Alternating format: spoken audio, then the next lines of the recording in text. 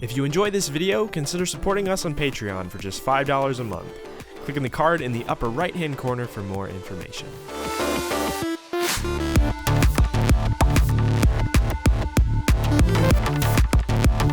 Quickly, before we get started, I just released my brand new remix of Matt Lang, the absolute legend, over on Mousetrap's We Are Friends Volume 9. You can go and stream that in the upper right-hand corner right now. Check it out over on YouTube, Spotify, Apple Music, you know the business. It's an honor to be featured on the same compilation as Deadmau5, Matt Lang, and a ton of other incredible artists. Without any further ado, let's hop into the video. Hey guys, this is Julian of Julian Gray Media. About a week ago over on Twitter, there was a giant controversy and it involved several artists, I would say in the dozens. I heard about it from my good friend Nomana, and a lot of artists chimed in, and that controversy was based on whether or not you should do your drums in MIDI or audio. And if you don't know what I mean, it means using either a MIDI sequencer to program your drums in MIDI note format, or essentially dragging your samples onto your timeline and programming it that way. And I think there's a lot of good arguments on both sides of this argument, and I wanted to go over some of them today. I'm going to try to approach this video with as little bias as possible. I have preferences, obviously, and most people do, but I'm going to try to objectively look at what's better about both solutions so that we can find, a definitive answer. So the fundamental difference between using audio and MIDI, and where all of the differences in workflow stem from, is that MIDI, you actually are using a control mechanism to control when you're triggering your drums, whereas audio, you're actually treating it similar to how you would treat a audio recording. When you work on a recorded sample, you're getting a long clip of audio, and you can chop it up and grab pieces and drag them around and stuff. And then when you're using MIDI, you can use a MIDI controller like a piano or a drum pad or something like that, or you can use a MIDI clip to trigger similar to how you would press those keys on a drum pad or piano. And that's the fundamental difference between a MIDI-controlled drum section and a audio-controlled drum section or audio-programmed drum section. It's just different ways of approaching the same problem. So to start things off, we're going to go through some of the pros of using MIDI. So we're going to start things off with a list of some of my favorite things about using MIDI and why it can be good for your workflow. So we're going to dive in and start looking at these now. Okay, so the first pro of using MIDI, and as you can see, I dragged in a MIDI track, and I have added a drum rack with a few samples in it, as you can see here. Just 3 various drum samples that you would use when you're programming your drums. All I'm going to do is Command-Shift-M, and my first point for MIDI is speed. You can get things done really quickly by visualizing all of your elements in one place here. You can just press B to enable draw mode, so you can actually drag in your sample, or you can drag in your triggers like that. And you can do Command 1 or 2 to resize. So if I want to do a quarter note really quick, I know this is a quarter note, so I can resize to quarter note. I can drag in the kick. I can do a half note, and I can quickly draw in my clap. And then I can disengage, highlight, and duplicate. These are all things that you can do in audio, but I find it very fast with MIDI. And that's one of the things I really like about using MIDI, is that I can adjust that grid really quickly and drag in stuff fast. The second thing I'd like to cover while we're here is velocity and other CC controls. This includes pitch bend, other stuff that you can find within this window here. If you go down to the automation and you go to here, you can find all of your MIDI CC controls. One of my favorites is pitch bend, and that's for utilizing transposition between individual samples. But let's go ahead and mess with the velocity. This is something that I find much easier on MIDI than audio. If we highlight multiple different MIDI notes and we hold the Command key, we can actually draw a vector for these velocities to follow.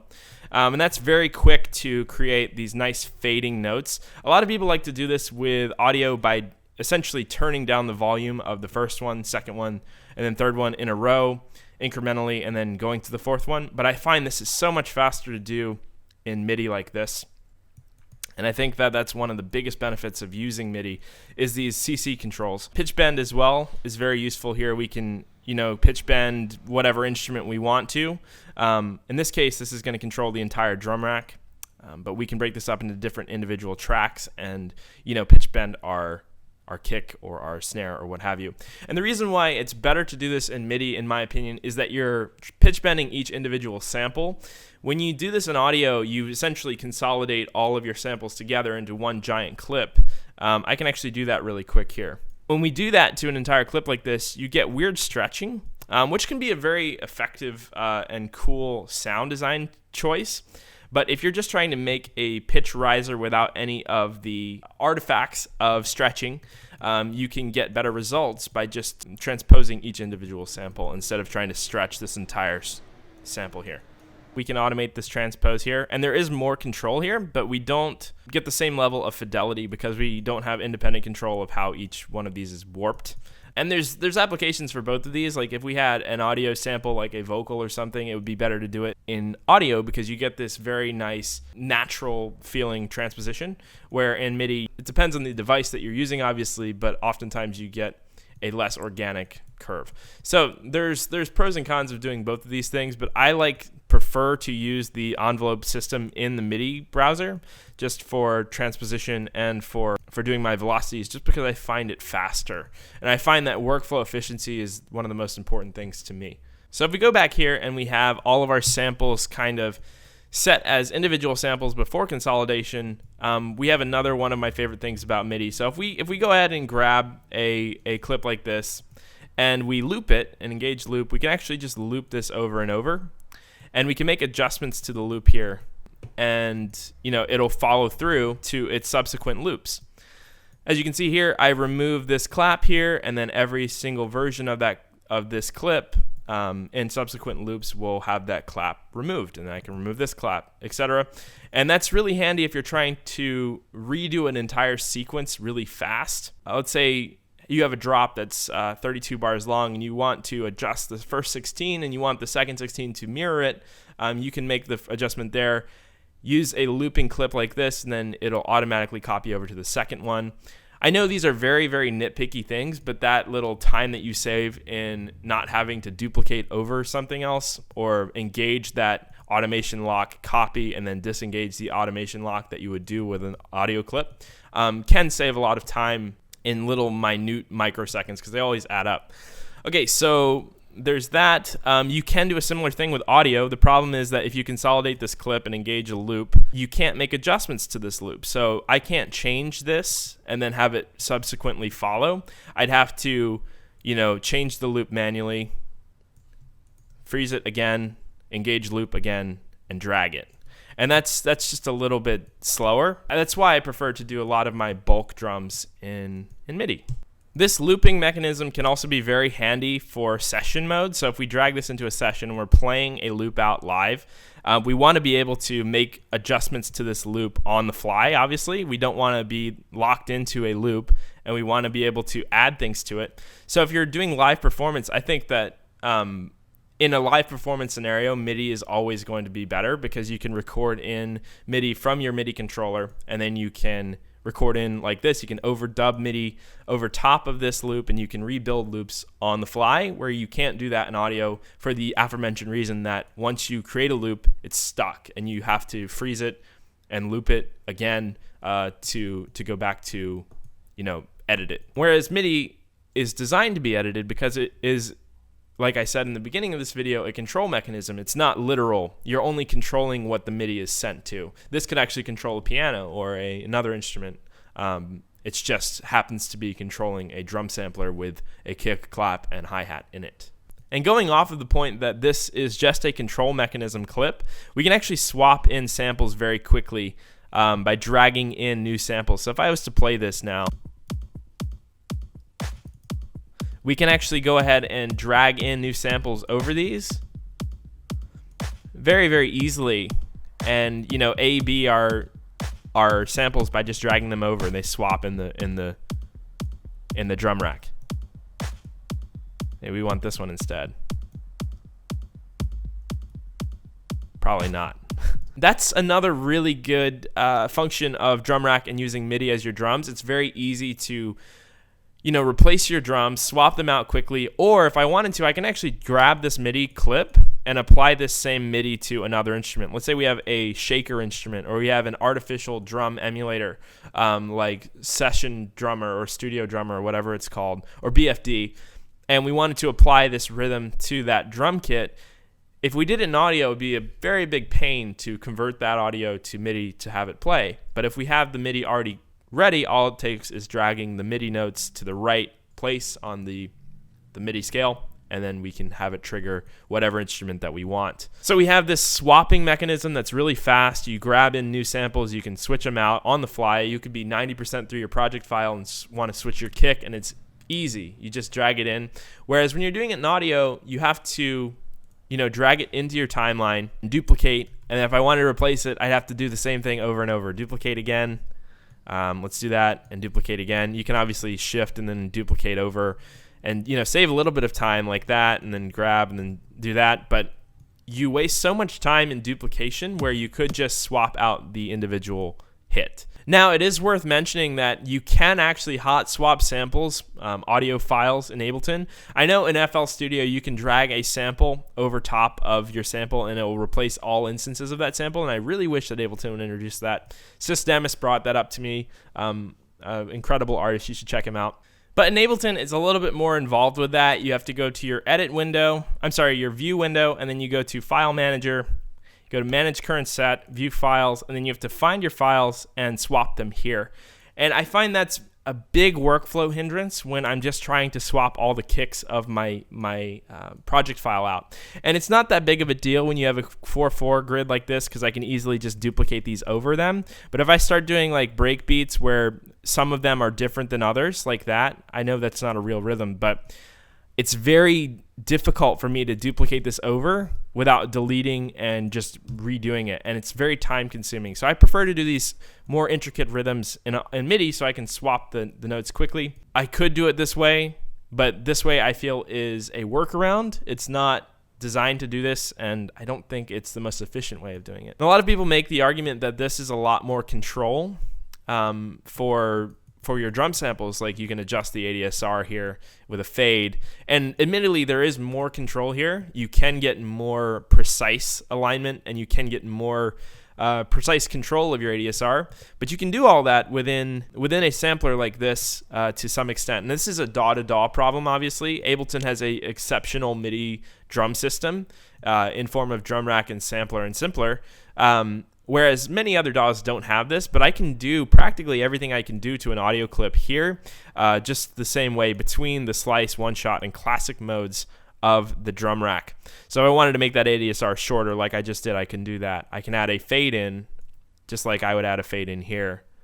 I can, transpose the clip here. I can warp it here. I can use a different warp algorithm if I wanted to. I can create a pitch envelope. A lot of the things that people enjoy about audio you can do in MIDI. It's just slightly less control, and it's really a matter of your decision or preference to determine whether is it worth me giving up the control of this little minute difference. I can drag this clip at milliseconds values, and I can get it right on the money, and I can get the phase perfectly aligned. And I can't do that necessarily with MIDI because there is a delay. When you trigger a MIDI note, there's going to be a few microseconds or milliseconds of delay before it triggers the sample.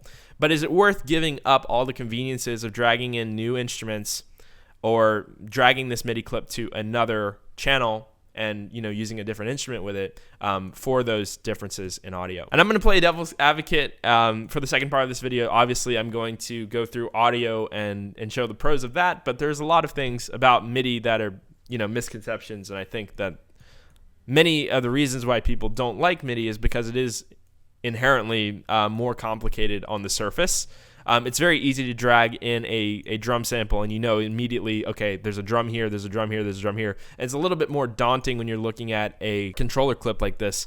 But once you get the mechanism down, I think there's a lot of control and power to be had from within a drum rack that you can't get within an audio clip.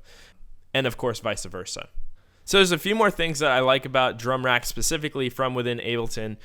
There's this thing called drum chokes. If you've ever used one of the stock libraries and you've pressed the closed hi-hat and the open hi-hat at the same time, you'll notice that whenever the closed hi-hat plays, the open hi-hat closes. And that's what you call a drum choke. It tries to emulate a real drum where you can't possibly play a, let's say, a hi-hat open and close at the exact same time. So you can emulate that from within Ableton Live. I don't personally use it a lot, similar to how I don't use the groove pool, so I'm not going to mention that in this video. It's definitely something to consider if you're looking to emulate live drums. You can get a lot more organic of a feeling, I think, from using a MIDI, which seems really like counterintuitive, but I think that between velocity, your little placements when you hold command or control, and within using that choke system and with grooves, I think you have more control over getting something sounding more organic from within MIDI. If I had to create an analog drum sequence that sounded like a drum kit, I think I would prefer to do it in MIDI and mess with velocities and timings than I would prefer to do it in audio, because that would get very sloppy very quickly. Another MIDI pro that I use a lot in my stuff, and a lot of more experimental artists use, is using MIDI effects for generation. So what I mean by that is, let's just say we have a MIDI clip here. I'm actually going to neutralize all of this, just delete it, and we're going to add in a MIDI note for all three of these instruments that we had here. And if we just highlight them all and press legato, we can go ahead and make an entire clip of MIDI. It's essentially just a control MIDI that's playing three notes on top of each other. That would not sound very good. But if we actually drag this onto the drum rack and we put on a MIDI effect, we can actually start to use it for generation and generating really unique, cool drum sequences instead of having to sequence everything yourself like you would in audio. So I'm going to go ahead and go into MIDI effects. We're going to go to arpeggiator. And this is one of the most common uses for this. If we go ahead and we go to style and we select random, it's going to select one of these random notes to trigger. And then we can adjust the rate here. So let's go ahead and solo this, and we're going to loop this section. And we press play. Obviously, this is like there's not much to it. If I just fill out the entire MIDI spectrum here, we might get a better result. Instead of these instruments, let's try using a drum rack with a few less samples in it, maybe like some toms or kicks. You can see it's randomly cycling through these samples. And if I went and I unsynced the rate here and we started to mess with it, we can get these really gnarly sounds out of drum rack and using MIDI sequencing to create these really cool, almost like granular effects.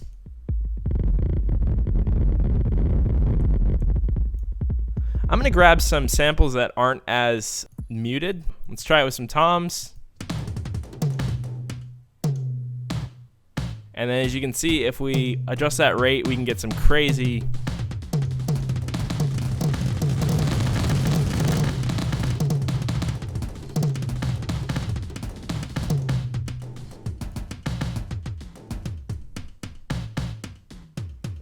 and you can get some really cool rhythms out of this. If you set it to sync, obviously it's more usable, unless you're doing like, experimental, like little micro bits of that.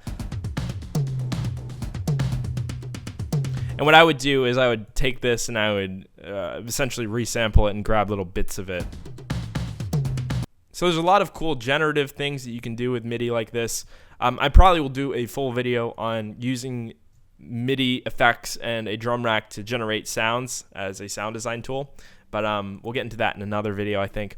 But you kind of see the point as far as, because MIDI is a control mechanism, you can do a lot of gnarly things with it by utilizing MIDI control effects like a arpeggiator or a velocity that weren't designed to cycle through toms at whatever milliseconds, 20 milliseconds, but you can use it that way and create some really cool gnarly sounds. So that's that. And I think that's largely all of the MIDI pros that we have. So let's go on to the audio pros. Okay, so now we're going to work on some of the audio pros here. I'm going to start off with this drum that we had here originally. One of the main things that's cool about audio, especially in Ableton, is the Ableton Warp engine. You can use Warp and you can stretch and distort and contort your audio samples. So if we actually press multiply by 2, we can make this clip twice as long and incredibly easy when you're using audio, and you can get these really awesome digital distortion effects based on this. And maybe a kick drum isn't the best example of this. Let's go ahead and grab a bass or something like that so we can really identify what's going on. This will probably be cool. So you can stretch that by 2. Let's go ahead and move this over. And as you can see, there's a lot of flexibility in warp in Ableton here.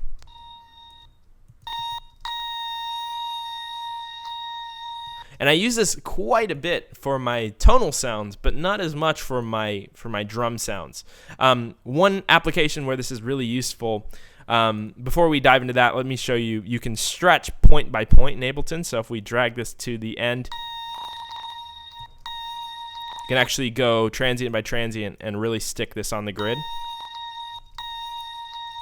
And like I said, I don't generally use warp for drums. It's not too common of me to use warp markers for drums. The only exception to that, and the one place it is useful, is using loops.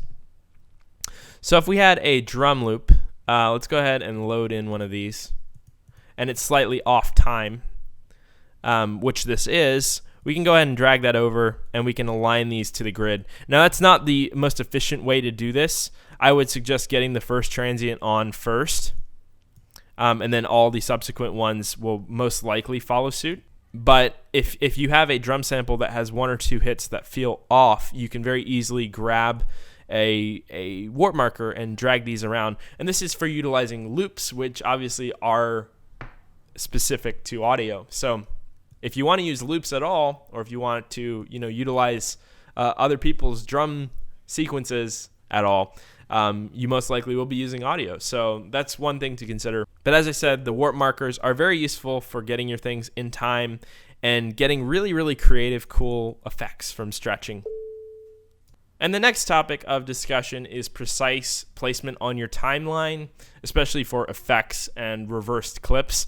One of the most applicable things I think for this is the use of reverse claps. It's very, very hard to get this reverse clap to align right because of how uneven and how, I guess, unpredictable the intro part of this reverse is in MIDI. You could make this work somehow by cutting it to an exact quarter note or whatever, and then throwing it in your drum rack and then sequencing it. But I always find that my reverse effects like this are especially important to have in audio because it's very easy to see and it's very easy to align that transient right up with the clap, so I can get some really cool reverse clap action like this. And for me, that's a little bit too much transient, so maybe I'll want to drag that in with the command key, drag it over, and it doesn't matter where the beginning starts when you're doing it in audio like this. It doesn't really matter. So for stuff like reverse claps and really precise alignment on your timeline, I think that using audio for drums is incredibly important. You could do this with MIDI, and majority of the things in this video you can do with the other option. It's just which does it better and more efficiently. I could grab this and throw it in a MIDI clip, but it would be very inefficient when I can just see it and I can drag it very efficiently to where I want it. But for me, this benefit of using this precision on the timeline doesn't outweigh the ability to drag in replacement samples quickly for my core drums like my kick.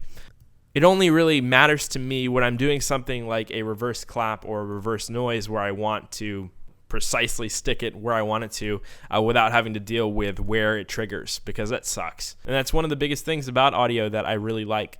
You can get these very precise. So if you want to shift your clap forward a little bit and you want to visually see it, you can easily command it over and you can shift it forward and you can see precisely on your timeline. Whereas when you're using a control data like this, control signal, in theory this is triggering here, but it might actually land like here because of the delay that MIDI is introducing. So you have to be wary of that. It's just what you find most convenient in your own workflow. And for me, I always weigh the efficiency of using a MIDI sampler over using a audio like this. Although there's nothing wrong with grabbing these claps and doing this. I just find that if I need to change it quickly, it's a real pain in the neck to do so. Okay, so one of the other benefits and great benefits I would add to using audio is that you have sample by sample control of each individual note. In MIDI, you have velocities and you have MIDI CC data, which gets you pretty far and it's pretty efficient.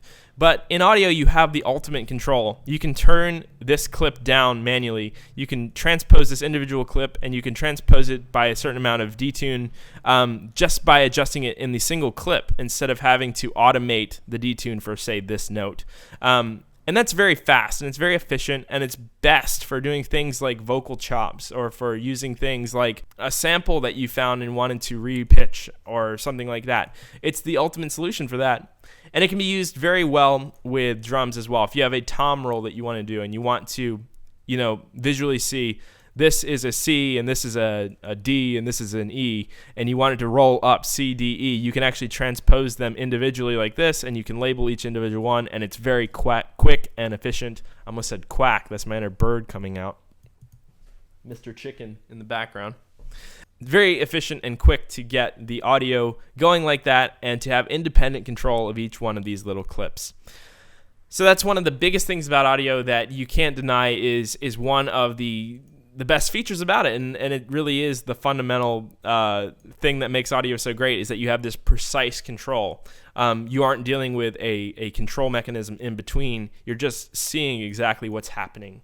And that's something to be said about that. And there's a lot of things that makes it much better than MIDI for. So the next thing we kind of already covered earlier in the video is these fades. You have incremental fades that you can apply to each individual clip, at least in Ableton Live. And you have much more precision than the ADSR and a sampler or simpler. It's not a huge step up from those, but the fact that you can move this point around makes it pretty controllable, and you have a lot of precision when messing with your samples in audio like this, with the fades especially. A lot of people would say that the ADSR is comparable enough, but I think that the fact that this is a rigid fall off, whereas this can be exponential, or whatever curve you want really, makes this more powerful and more precise. And again, that's the fundamental thing, like I keep saying, audio is more precise, MIDI is more convenient. And likewise, there's one more thing that audio does really well, and that's crossfade. So if we drag this over here, we can actually drag this fade across, and you can get this clip fading into this clip. And as far as I know, there's no way to do that in a MIDI rack. So that is essentially all of the points for both MIDI and audio. And I know what you're thinking, Julian, what is the definitive for programming your drums? And I'd say the only true answer to that is to utilize both audio and MIDI subsequently. Where one thing does something better, use that, and where the other does something worse, don't use that. Like I showed you on this example here, the reverse claps are much better in audio. The kicks are much more convenient when I'm programming them in MIDI.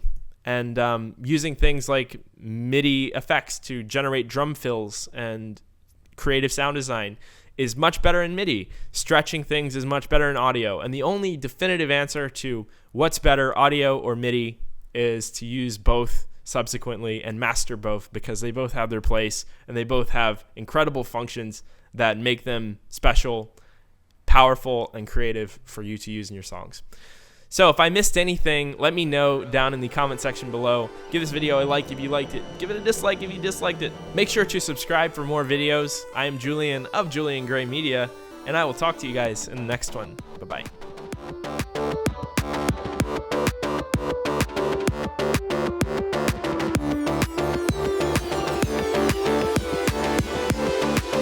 This is a drill.